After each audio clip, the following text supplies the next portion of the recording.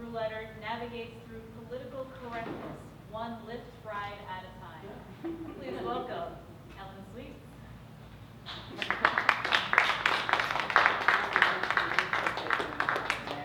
Huh? I'm going to excuse it, and then I'm going to give it to you. Okay. Thank you. Thank you. Due to my extraordinary facility for organization, I went to a friend's house for brunch earlier this morning and had them print out my comments and, of course, left them there. So we're going to do this from El Telefono and cross fingers and hope for the best. This came to me, the idea for doing this came to me a while back because once I left Austin, I used Lyft all the time because I sold my car. I knew that where I was going to be living in San Francisco, I wouldn't need it. And in unpacking, I came across a box of CDs. And one of them was a gift, a farewell gift to me from a friend who included a song that I had never heard from Willie Nelson before it became a fave. And it's one of those lesser-known compositions called Still Is Still Moving to Me. It's a lovely little piece. It speaks to the ways in which quiet is often louder than spoken words. And it's hard to explain how I feel. I won't go in words, but I know that it's real. I can be moving or I can be still. Still is still moving to me. I recall this little slice of stillness a while back during one of my many, many trips with the rideshare Lyft. It was before I moved to San Francisco a few years ago to take up residence in the city by the bay. It was also one of those diverse populations that I moved to. It was in a part of San Francisco called the Inner Richmond. And it's on 15th Avenue, just off of Geary, which is a major east-west artery that starts at the bay and ends at the ocean. And it was filled with people from all kinds of backgrounds. There were Russians, there were Asians, there were Chinese, there were Japanese, I mean, it was just quite incredible. And I loved every minute of it. I always took a bus called the Mighty 38. And I called it that because it traversed Geary. And you could go anywhere on it. You could transfer, you could take it from one end of town to the other, because, you know, San Francisco is very tiny. So I would get on this bus and I would love to hear the changes in conversations as they morph from one language into another. But when I couldn't take a bus, and we'll come to that in a moment, I took Lyft everywhere, and it was never expensive because, again, San Francisco isn't big, so I could afford to more or less go where I wanted on the bus.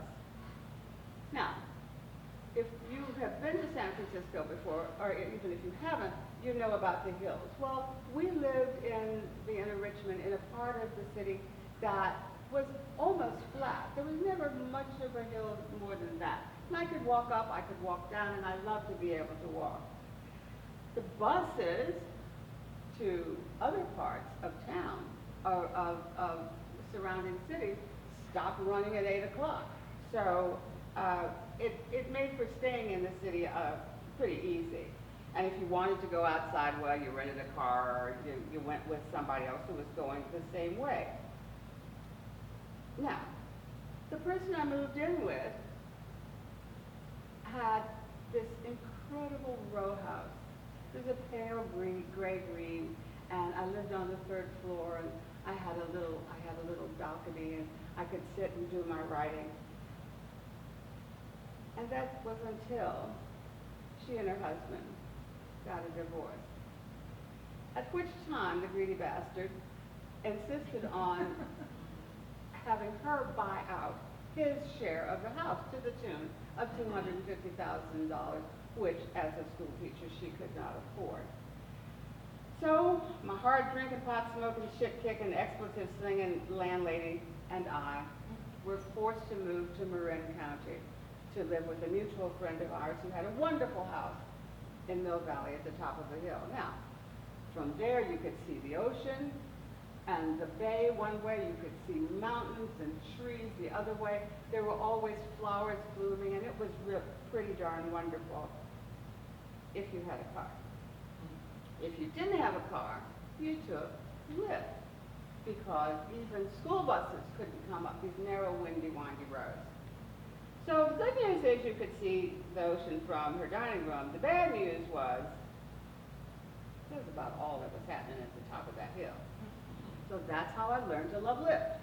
Whenever I wanted to go to the city, I would take a Lyft down to the bus stop, and if it was early enough in the morning, I would wait for the bus and take it into the city, because to take Lyft into the city was $25 each way for a 20-mile drive.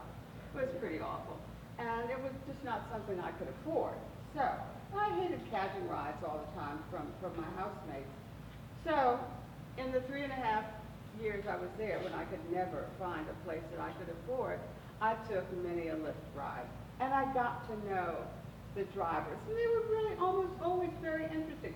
I learned from Claude, a driver from Haiti, that he had come to America to escape poverty and sickness, and for 12 years had been sending money back to his family. 2 of the jobs that he worked sustained him and his family in California, and all of the revenue from his Lyft driving went back to Haiti.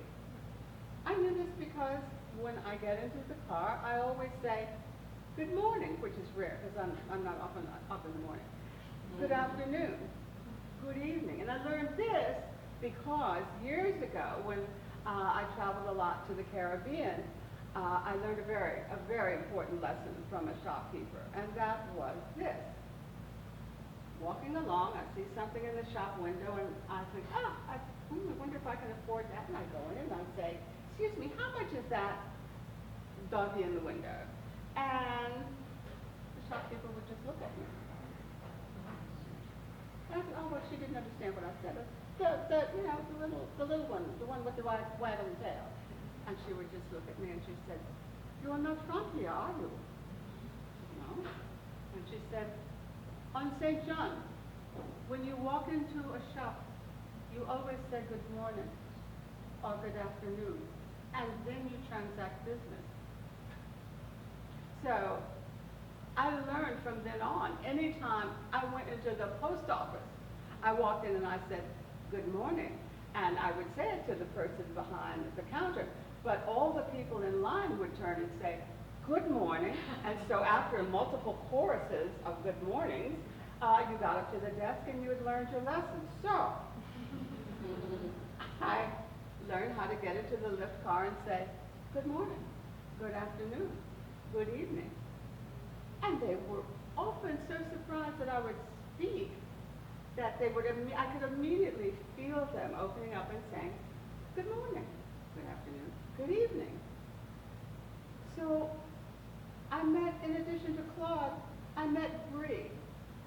Bree was a student who was up from San Antonio when she came up from San Antonio to drive in Austin because she could make more money there. I met the guy who had a little Mini Cooper, and he was a musician, and he drove for Lyft. Well, you know, he's a musician, spare change.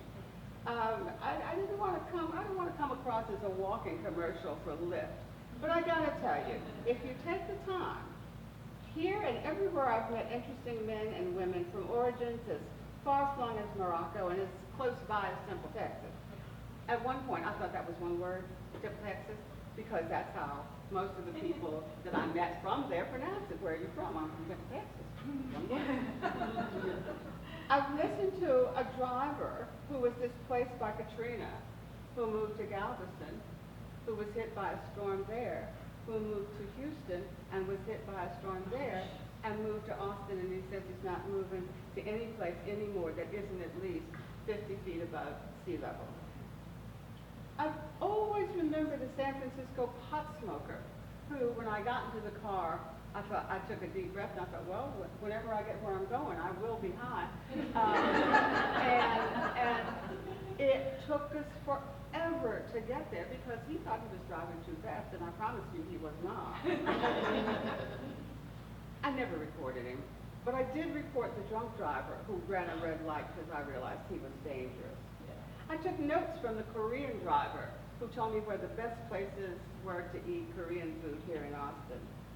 I sympathized with the hypoglycemic driver who asked if it was okay if he stopped while he got a sandwich because his blood sugar was running low and he hadn't eaten for 5 hours. I said, no, I want you to stop right now and I will treat. Because I don't want you to be passing out behind the wheel of the car while I'm in it.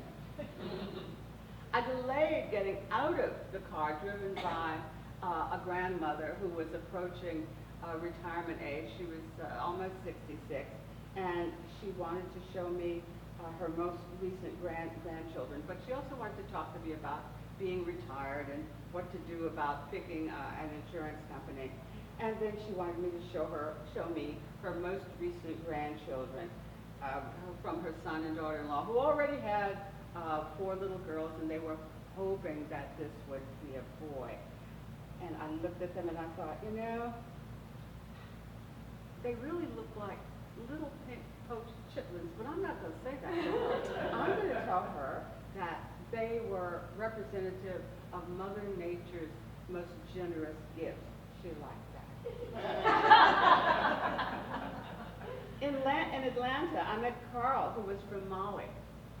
I erroneously attributed his silence to being antisocial, but as it turned out, he was newly arrived to this country, and he spoke only fractured English and remained silent because he was terribly insecure about his linguistic deficiencies. And I realized that when his phone rang and he answered, and I heard him speaking French, and we both ended up having a good laugh when he heard my fractured French, which was as bad as his fractured English, and we had a good time. But one of my most interesting experiences was with Farouk, who had shortened his name to Fred. I had just flown in to LaGuardia from Austin to see my daughter, who lived on the Upper West Side, and I knew that flying into LaGuardia would bring me a little bit closer to where I would be staying. So I was very impressed by the fact that he had a black Mercedes SUV, which on the one hand is really pretty cool, but not so cool if you're only 5 feet tall and you need a step ladder to get into the doggone thing. You know, they're not for people who are 5 feet tall, and especially those who have a gimpy hip, which further complicates matters. So he loaded my luggage, he helped me onto his immaculate black Mercedes, whatever it was, and having whisked a little step stool from I don't know where out of his sleeve, he put it down and helped me up into the, and as I got in, I felt the smell of fresh leather. I thought, I'm riding in style today. The radio was on, and as I was strapping my seatbelt and he was walking around to the other side, I thought, oh my God, I recognize that voice. It was Sean Hannity.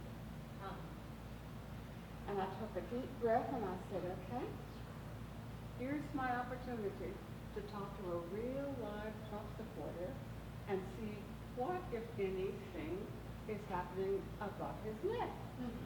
So there was this voice emanating from his Bose radio. And I said, that's Sean Hannity? Trying to be as controlled as humanly possible, he said, well, yes, if you don't want to hear him, I can change the station. I think he realized a little bit too quickly that I probably was not interested in Mr. Hannity. No, I said, in my most casual tone, I said, let's listen a while and see what new racist vomit he's throwing up today.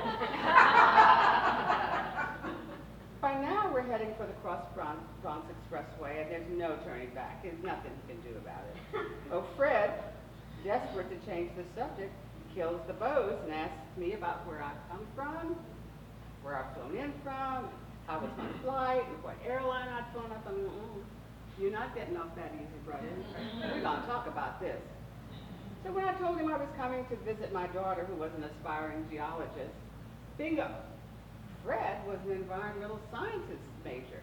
And guess where he had gone to school? Yes, Columbia, the same place my daughter had graduated from. What was his focus? Yeah, environmental sciences, environmental science. So we were off on a kind of nice deflection for a moment. But then I thought, no, this chance may not pass again. But he walked right into it. And following his confession that he didn't get to go to grad school, he said he should have received the grant, but the year for grad school, because the year he graduated in the 60s, there was a big push for more women in science, and so he didn't get the financial aid he needed, the one he deserved, the one he should have gotten because of that woman. And then he made the tragic mistake of explaining how the president was going to make it easier for people like him to go to college. I said, Trump University? So Fred, I said, why'd you change your name? Caught off guard, I guess he allowed us how when he emigrated from Turkey. Turkey, I interrupted. Turkey? You're Muslim? And you support Trump? Well, he said he's there to protect us from terrorists. And I took a deep breath and I said, still is still moving to me. Just the terrorists, okay. And I said, but who gets to decide who's a terrorist and who isn't? And where were the 9/11 crew from? Remember? They flew out to Saudi Arabia the next day, the family. The terrorists were from Saudi. He kind of stumbled through that, and I was shocked myself. I didn't know I could be so nice to a fucking Trump supporter. In my mind, I kept reiterating that old saw about catching more flies with honey than vinegar, totally bypassing the question of why would anyone want to catch flies in the first place. But now, we're on the West Side Highway heading south on 94th Street.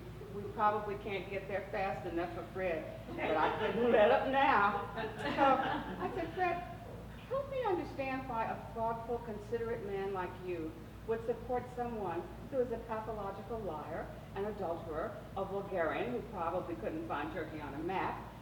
Why does he deserve your support? I'm not criticizing you. I want you to help me understand why I find him unacceptable. I understand why you might, but I can't.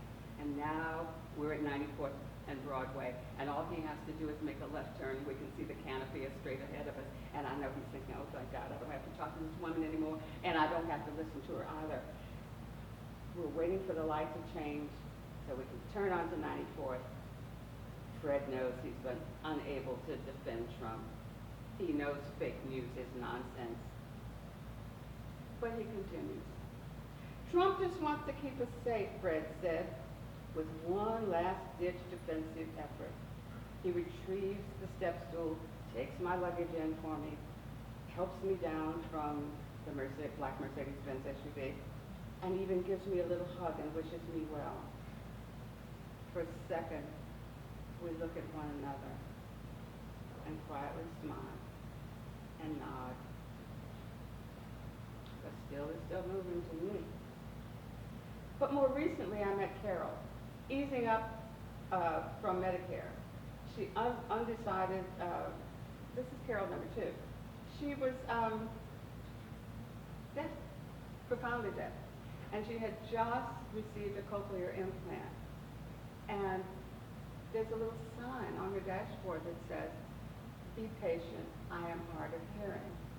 And so I decided to show off and demonstrate that I knew as much sign language as I did French, but I got a few signs out and she understood them, and so we started signing to one another, and I thought, okay, this is good. And as I got out of her car, I found myself saying, and I can't believe it, because ordinarily when people say things like this to me, I just make a beeline for the door, smile, and go on about my business. And there was Willie again, as she waved to me, and I thought, still is still moving to me. Thank you.